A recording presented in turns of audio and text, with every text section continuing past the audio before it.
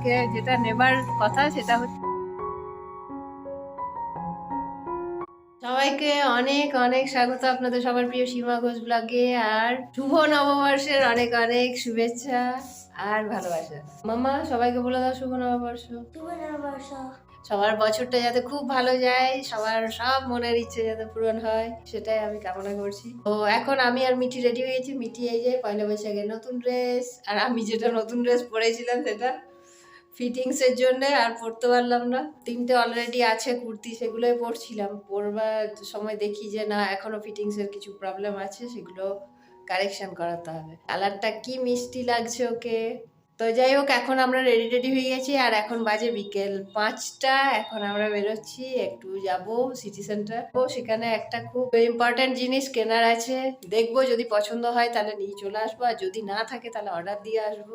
কিনছি না কিছু, সমস্ত কিছু শেয়ার করতে থাকবো, সাথে থাকবেন। আর সাবস্ক্রাইব না করে থাকলে অবশ্যই করে নেবেন।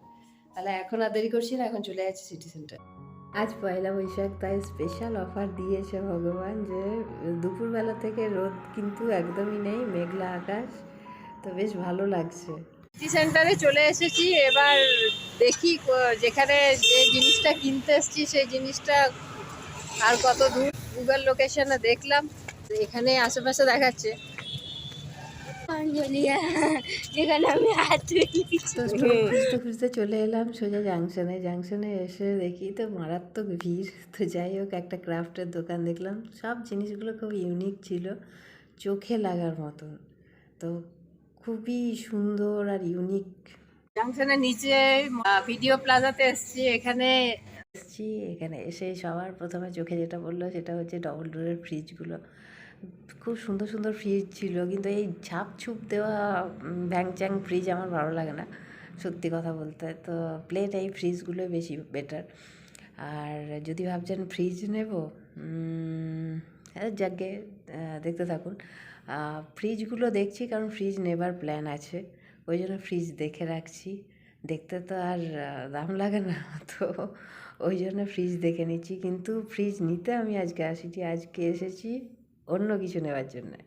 আজকে যেটা নেবার কথা সেটা হচ্ছে টিভি। কারণ টিভি খারাপ হয়ে গেছে, অনেকদিন ধরে বলছিলাম। তো টিভিটা আজকে ওই জন্যে নতুন বছরের শুভ কাজে আর দেরি করলাম না, চলে এসছি ওই জন্য টিভি শোরুমে। একটা আপাতত দেখলাম, পছন্দ হলো, তারপর বাড়িতে গিয়ে দেখাবো কোন টিভিটা নিলাম। মিঠি তো খুব এক্সাইটেড। কোম্পানির ফ্রিজ আছে, টিভি আছে, তো এর মধ্যে আমি কোন কোম্পানির টিভি নিয়েছি সেটা দেখতে হলে কিন্তু আমার নেক্সট ব্লগের উপর চোখ রাখবেন, কারণ আমি আজকে রিভিল করছি না, আমি আনবক্সিং ভিডিও বানাবো এরপর। তো আলটিমেট প্রত্যেকটা টিভি খুব ভালো লাগলো। আর অরিজিৎ সিংকে দেখে মিঠিকে বললাম তাড়াতাড়ি আয় একটা পিকচার তুলি। দেখে মনে হচ্ছিলো সত্যিকারের অরিজিৎ সিং চলে এসছে। তো যাই হোক, এখানে মিঠি তো মানে ছোট্ট বাচ্চা মাছগুলোকে নিয়েই ব্যস্ত। এই যে একটা ফিশ বোলের মধ্যে ওরা রেখেছে ছোট্ট বাচ্চাগুলোকে। হ্যাঁ, তুই ঘুমিয়ে পড়বি যে রে মাছ দেখতে দেখতে।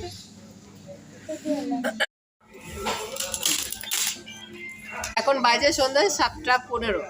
আমাদের পারচেসিং কমপ্লিট, সব ফর্মালিটিস কমপ্লিট।